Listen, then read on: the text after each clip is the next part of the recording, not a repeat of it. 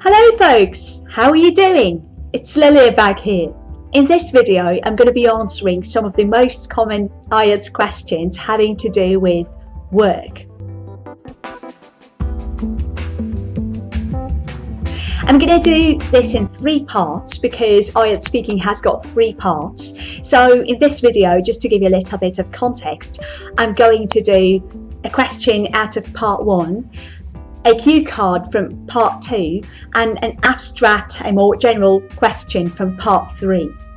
The questions I'm going to be answering will be real and authentic, and they will be taken from a wonderful website that I recently discovered, which is called examword.com, and this is a fantastic website because it's a place on the internet where real IELTS candidates, after having done their tests, go to paste and share the questions that they had in their real exams. Make sure that you do find and jot down a few useful expressions that you spot in this video so that you can learn a few useful collocations and useful sentence openers and sentence starters to help you prepare for your test and to fill with your context. Having said that, I do not recommend that you learn everything I say off by heart, but I would really strongly recommend that after you put down some of the useful expressions, some of which I'll be highlighting in the end in a special section of this video, you will fill them with your own context. You will own them to make sure that you know how the language works. So without further ado, let's get started. Before I actually get down to answering the questions, make sure you give this video a like and subscribe to my channel for more IELTS related content.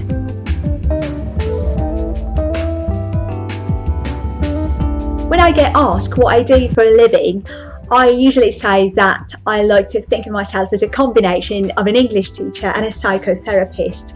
I normally do English classes these days, so I teach learners coming from all over the globe to pay the bills, but in between lessons I love focusing on my psychotherapy training, and I also practice counselling with individual clients, which I really love.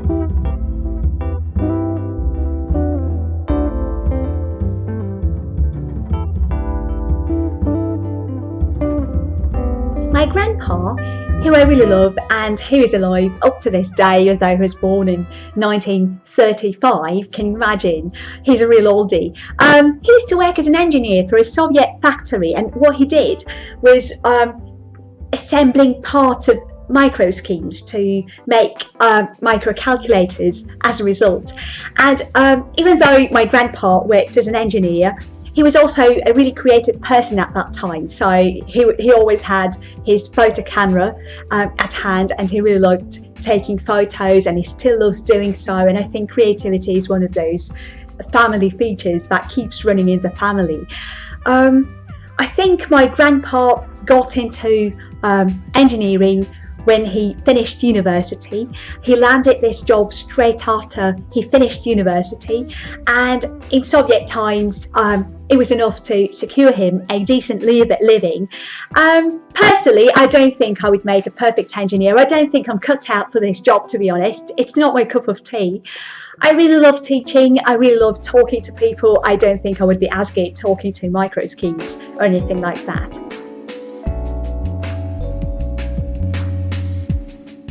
I think there is a common misconception these days saying that lazy people are currently in vogue because of Google hiring professionals who choose to do things faster, just because they don't want to waste much of their time looking for time-consuming solutions. But personally, if you ask me, I think it's more of a fad rather than a strong tendency, to be honest. I think in the future, people will be looking for cutting-edge scientists who will be able to demonstrate holistic thinking while solving the future problems which our generation and the future generations will be facing.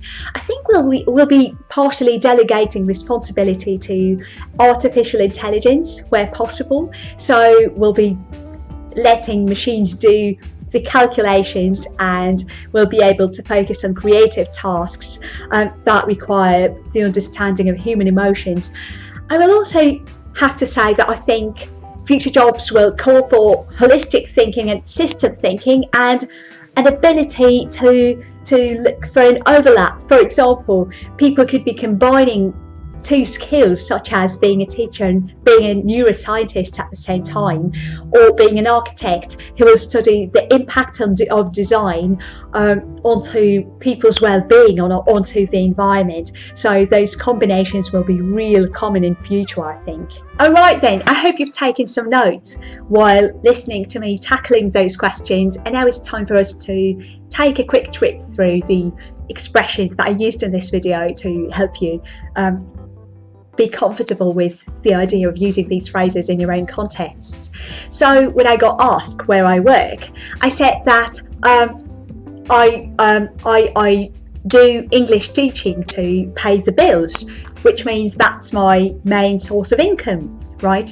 So if you do something to pay the bills, it means you do it to earn a living. You make a living while doing it. So you do it to pay the bills. And I also said that I like to think of myself as a combination of a psychotherapist and an English teacher. We use this sentence opener. I like to think of myself as someone, to just add a little spark to your general answer. I like to think of myself as a generous person. I like to think of myself as a happy person. I like to think of myself as a good wife, whatever. Okay, it's also a lovely humble way to say that you're a lovely person, basically, isn't it? So that's something you can also integrate within your answer. Then when I was talking about my grandpa, who used to work as an engineer for a Soviet factory assembling microcalculators, I said that creativity is running in our family. If a certain feature, if a certain personality trait is running in your family, it means everybody in your family is likely to have it. So maybe your dad was really intelligent, or is really intelligent, and you're also really intelligent, and you can say that, you know, intelligence, high intelligence is running in the family. My mom is a great linguist, even though she hasn't trained as a linguist. So I also tend to very often say that the ability to play around with words is running in my family, because my grandpa, even though he worked in a factory, he was also really great with language. So ability to speak language intelligently is running in my family, I think. I also said that my grandpa landed that job right after he finished university. If you land a job, that means you get a job, right? You start occupying a vacancy. And I also said that his job was enough to secure him a decent living. If something secures you a decent living, that means that this job helps you to pay your bills. This job pays your bills. And decent just means proper, you know, just right, just enough, you know, of a good quality. And when I was talking about my own experience of engineering, I said that I'm not really cut out for it. If you're not cut out for something, that means it's not your cup of tea, which was something I said later on. It means it's not really something I like. I'm not that much into it. I'd rather do something different. And there I go, teaching English on YouTube. And when I was talking about popular jobs and common jobs in future, I said that lazy people are in vogue. If something is in vogue, it means it's in fashion. It's currently a big trend. Even though I said it's more of a fad rather than a strong tendency. If something is more of a fad, it means it's like a short-lasting trend. It's not a long-running trend. So maybe in 10 years it will disappear. You know, like spinners or whatever, like very long fake eyelashes. I don't think that's nowadays a big trend, to be honest, even though it was a great fad when I was a teenager, you know, or just possibly very long nails. That would have to be a fad in the 90s or things like that. And when I talked about scientists, I said that the scientists will have to be cutting edge. If something is cutting edge, it means it's on the brink of the possible.